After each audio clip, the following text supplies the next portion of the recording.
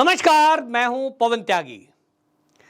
दिल्ली में आम आदमी पार्टी की सरकार है और हमने देखा है कि जब से केजरीवाल जी की सरकार दिल्ली में बनी है, यहां जो उपराज्यपाल हैं उनके और केजरीवाल जी के बीच टकराव आम बात हो गई है।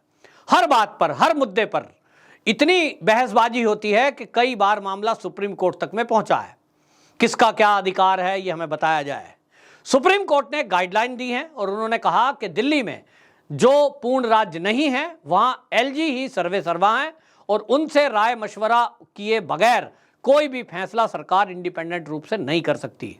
लेकिन अब जहां पूर्ण राज्य है वहां के राज्यों में भी पंजाब, जहां आम आदमी पार्टी की ही सरकार है, वहां भी भगवंत मान राज्यपाल के कहने को नहीं मान रहे हैं। मामला सत्र को बुलाने को लेकर था और मामले में एक मामला यह भी आया कि उन्होंने कुछ अपने शिक्षकों को विदेश टूर पर भेज दिया, ये कहकर के कि हम शिक्षा नीति में कुछ प्रिंसिपलों को ये सिखाना चाहते हैं कि हमारे जो पंजाब के अंदर शिक्षा नीति कैसी हो, जैसी विदेश में है, हम उसे लागू करना चाहते हैं। राज्यपाल की तरफ से ये ऑब्जेक्शन किया गया कि आप किस तरह के फैसले लेते हैं तो उसकी जानकारी तो आपको जरूर लेना चाहिए। जहां तक सत्र बुलाने की बात है, यह अधिकार राज्यपाल का है, लेकिन इसमें टकराव की स्थिति पैदा कर दी गई और यह कहा जाए कि आम आदमी पार्टी ने शायद तय कर लिया है कि उनको केंद्र सरकार के द्वारा जो व्यवस्था है, और यह केंद्र की व्यवस्था नहीं है, यह हमारे संविधान की व्यवस्था है कि राज्य का जो राज्यपाल होता है वो राष्ट्रपति जी का प्रतिनिधि है और उनकी सलाह के बिना मुख्यमंत्री कोई इंडिपेंडेंट फैसले वो ले सकता है, उनकी कैबिनेट फैसले ले सकती है। लेकिन जो जहां तक बात है कि सत्र बुलाने की, उसमें एकाधिकार राज्यपाल का है। जब यह मामला सुप्रीम कोर्ट में पहुंचा है तो अब सुप्रीम कोर्ट ने भी स्पष्ट रूप से कह दिया कि जो राज्य के मुख्यमंत्री हैं उनको राज्यपाल की सलाह माननी पड़ेगी। जहां तक सत्र बुलाने की बात है उस पर भी सुप्रीम कोर्ट ने स्पष्ट कर दिया कि यह राज्यपाल का अधिकार है। आपको बता दें, पंजाब के अलावा पश्चिम बंगाल, केरल, तेलंगाना, तमिलनाडु, यहां भी हमने देखा है कि यहां की सरकारें, राज्यपाल कुछ कहते हैं और इसमें आप देखें कि जो राज्यपाल कुछ कहता है उसकी बात को सुनते नहीं है। टकराव की स्थिति हो जाती है। राज्यपाल कुछ चाह रहे हैं, मुख्यमंत्री कुछ चाह रहे हैं। उनको लगता है कि हम ही सर्वे सर्वा हैं, जो चाहे करें। तो ऐसे में सवाल उठता है कि आप देखिए जिस तरह से पंजाब का मामला है, लॉ एंड ऑर्डर की सिचुएशन सब देख रहे हैं, सरेआम थाने का घेराव करके और वहां से अपराधियों को छुड़ा ले जाया जाता है। भीड़ सरेआम तलवारें लहरा रही है। पाकिस्तान से बॉर्डर पार होकर यहां ड्रोन के जरिए हथियार और नशे की खेप पैकेटें गिराए जा रहे हैं। और अगर ऐसे में पुलिस या सरकार मौन होकर बैठेगी तो क्या केंद्र चुपचाप बैठा रहेगा? क्या राज्यपाल कोई एक्शन नहीं लेंगे? और अगर वो लेंगे और केंद्र को इसकी जानकारी देंगे कि राज्य में चल क्या रहा है, तब इस पर मुख्यमंत्री राज्यपाल की सलाह को दरकिनार कर सकते हैं। इस पर सुप्रीम कोर्ट ने साफ साफ कह दिया कि राज्यपाल को जानकारी देना मुख्यमंत्री की जिम्मेदारी है। अगर वो ऐसा नहीं करते तो यह समझा जाएगा कि मुख्यमंत्री अपने संवैधानिक कर्तव्यों का पालन नहीं कर रहे। सत्र बुलाने के लिए राज्यपाल जिम्मेदार है। ये जो टिप्पणी सुप्रीम कोर्ट ने की है, ये बहुत बड़ा झटका सीधा सीधा आम आदमी पार्टी की सरकार को, पंजाब सरकार को है। इसी तरह का फैसला दिल्ली में आया था। जब दिल्ली का मामला केजरीवाल जी की तरफ से सुप्रीम कोर्ट पहुंचा तो वहां भी ये स्पष्ट कर दिया गया। अब आपको बता दूं, सुप्रीम कोर्ट की जो सीजेआई है हमारे, उन्होंने जो टिप्पणी की है, उन्होंने कहा, पंजाब के मामले में उन्होंने बोला है, यदि एक व्यक्ति संवैधानिक पद से अपने कर्तव्यों का पालन करने में विफल रहता है तो इसका मतलब यह नहीं है कि दूसरों को भी अपने कर्तव्य का पालन नहीं करना है। यानी वो ये कह रहे हैं कि मुख्यमंत्री अगर अपनी ड्यूटी नहीं कर रहा है जो उसको करना चाहिए, तो फिर राज्यपाल कैसे चुप बैठ सकते हैं। आगे उन्होंने कहा कि एक लोकतांत्रिक व्यवस्था, राजनीतिक मतभेद होंगे आपके, लेकिन इसके जरिए काम को सही तरीके से आगे बढ़ाया जाए।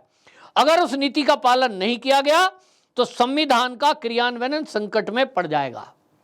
यह गंभीर टिप्पणी सुप्रीम कोर्ट ने की है भगवंत मान के उस फैसले पर जो वो सुप्रीम कोर्ट में विवाद को लेकर गए थे। अब इतना बिल्कुल स्पष्ट है कि ये एक तरह से टकराव की जो स्थिति है ये अन्य उन राज्यों पर भी लागू होगा जिन राज्यों में ये राज्यपाल को लेकर के टकराव है और मुख्यमंत्रियों को लगता है कि हम जो कर दें वही फाइनल। हमने ये पश्चिम बंगाल में भी देखा कि ममता बनर्जी हमेशा ये कहती रही, जब जगदीप धनखड़ जी वहां राज्यपाल थे तो उन्होंने कहा भाई चुनाव के बाद जो हिंसा हो रही है इस पर पुलिस एक्शन ले, मुख्यमंत्री इस पर एक्शन ले। लेकिन हमने देखा कि उल्टा हुआ कि अगर कोई राज्यपाल टिप्पणी कर रहे हैं और वो मुख्यमंत्री को चेतावनी दे रहे हैं, राज्य के डीजीपी को कह रहे हैं कि आप एक्शन लीजिए, इसको राजनीति से जोड़ दिया कि भाई हमारे राज्य के मामलों में हस्तक्षेप हो रहा है। आप राज्यपाल को यह कैसे सोच लेंगे कि वो किसी पार्टी का है? क्या एक तरफा फैसले हो रहे हैं? ऐसा तो नहीं है। लेकिन जगदीप धनखड़ जी ने फिर आगे बढ़ करके जब मामलों में ये देख लिया कि राज्य तो सुन ही नहीं रहा है, खुद मैदान में आए, जो पीड़ित थे उनके पास खुद गए, और जब पुलिस एफआईआर दर्ज नहीं कर रही थी तो उन्होंने उनसे एफआईआर की कॉपी ली और कोर्ट के जरिए और गृह मंत्रालय के जरिए हस्तक्षेप करने के लिए आग्रह किया। उनकी राज्यपाल की यह जिम्मेदारी है कि यदि चुनी हुई सरकार में सरकार काम ठीक नहीं कर रही है, लोगों के साथ न्याय नहीं हो रहा है या पक्षपात कर रही है, ऐसे में राज्यपाल इंटरफेयर करेंगे। पश्चिम बंगाल में हमने देखा कि चुनाव के बाद टीएमसी के कार्यकर्ताओं ने चुन चुनकर भारतीय जनता पार्टी और उनके समर्थकों को मारा, घर जलाए, महिलाओं के साथ रेप किए, और तो और घुसपैठिए जितने भी आए उनको प्रश्रय दिया, उनको फैसिलिटेट किया गया। तो क्या राज्यपाल मौन होकर बैठे रहते? उन्होंने एक्शन लिया तो हमने देखा कि ममता बनर्जी, उनके मंत्री राज्यपाल को ही धमकी दे रहे थे। आपको याद होगा जगदीप धनखड़ जी को सीधा धमकी दी गई कि आप जब तक राज्यपाल हैं उसके बाद तो हटेंगे, उसके बाद तो हम देखेंगे। इसका मतलब ये इस कदर हौसले लोगों के बढ़े हुए हैं कि वो अगर मंत्री या मुख्यमंत्री बन गए तो सोचते हैं कि वो सबसे ऊपर हैं, वो कानून अपने हाथ में ले सकते हैं, वो जजों को डरा सकते हैं, तो वो राज्यपाल को भी डरा सकते हैं। अगर यहां ऐसा होता है, कई बार हमने देखा है, हमने पश्चिम बंगाल के मामले में तो स्पष्ट देखा कि सुप्रीम कोर्ट तक के न्यायाधीश अपनों को पश्चिम बंगाल के मामले से यह कहकर अलग कर रहे थे, साहब हमारे तो परिवार वाले कलकत्ता में रहते हैं, कोलकाता में, और पश्चिम बंगाल में रहना है, इसलिए हम इस सुनवाई को नहीं करेंगे। यानी कहीं ना कहीं उनके मन में भी भय है कि जो माहौल पश्चिम बंगाल का है, ऐसे में उनके परिवार सुरक्षित नहीं रह पाएंगे। पंजाब की आज जो स्थिति है, जो आम आदमी पार्टी ये दावा कर रही थी कि हमारी सरकार बनने के बाद हम 3 महीने के अंदर नशा बिल्कुल खत्म कर देंगे, आज कई गुना नशा वहां बढ़ गया है। गांव-गांव में ड्रग के पैकेट खुलेआम वहां बिक रहे हैं और इस पर पुलिस मौन है। ये तो अच्छा है कि केंद्र सरकार इन चीजों को समझ रहा है, क्योंकि उनके पास इंटेलिजेंस इनपुट है, और उस इनपुट के आधार पर उन्होंने तय कर दिया कि जो बीएसएफ है उसका दायरा 15 किलोमीटर से बढ़ाकर 50 किलोमीटर बॉर्डर के अंदर तक कर देते हैं। उससे कुछ चीजें कंट्रोल में है। आप देखते हैं जितनी कार्रवाई हो रही है पंजाब के अंदर, वो सब बीएसएफ कर रही है। ड्रोन गिराए जा रहे हैं, मार गिराए जा रहे हैं, तो वो बीएसएफ की गोली से मार गिराए जा रहे हैं। ये नहीं है कि पंजाब में पुलिस कमजोर है। पंजाब की पुलिस ने जब 80 के दशक में आतंकवाद चरम पर था और जब संसाधन बहुत कम हुआ करते थे, उस समय भी पंजाब की पुलिस ने आतंकवाद का डटकर मुकाबला किया है। बहुत सारे पुलिसकर्मियों ने अपनी जान की परवाह ना करते हुए आतंकवादियों को ढेर किया है। उनके परिवार वालों को प्रॉब्लम हुई, कई लोगों ने वीरगति को प्राप्त हुए, अपनी जान दे दी, लेकिन आतंकवाद को समाप्त करके ही दम लिया। उसके लिए केपीएस गिल जैसा एक व्यक्ति चाहिए, इच्छा शक्ति चाहिए, तब वो चीज होती है। लेकिन आज जो पंजाब में शुरू हो रहा है, पूरा देश ही नहीं तो दुनिया उससे चिंतित है कि क्या एक बार फिर से खालिस्तानी मूवमेंट देश में फिर से चल जाएगी। क्या डीटीसी की बसों में, मैं तो छोटा था जब मैं सुनता था, आज ट्रांजिस्टर बम फट गया, आज वहां थैले में बम फट गया, डीटीसी की बसों में धमाके होते थे। ये जवाब तो केजरीवाल जी को देना होगा, क्योंकि वो आम आदमी पार्टी के संयोजक हैं, और ये जवाब उनको देना होगा जो सत्ता में पंजाब की बैठे हुए हैं। लेकिन मुद्दे को डाइवर्ट करने के लिए वो एक सत्र पे अटके हुए हैं और उस मुद्दे को मुख्यमंत्री बनाम राज्यपाल बनाकर मुद्दे को डाइवर्ट करने की कोशिश कर रहे हैं। लेकिन आज जनता मूर्ख नहीं है, जनता जागरूक है, वो जानती है कि ये मुद्दों से ध्यान भटकाने के लिए इस तरह के काम किए जा रहे हैं।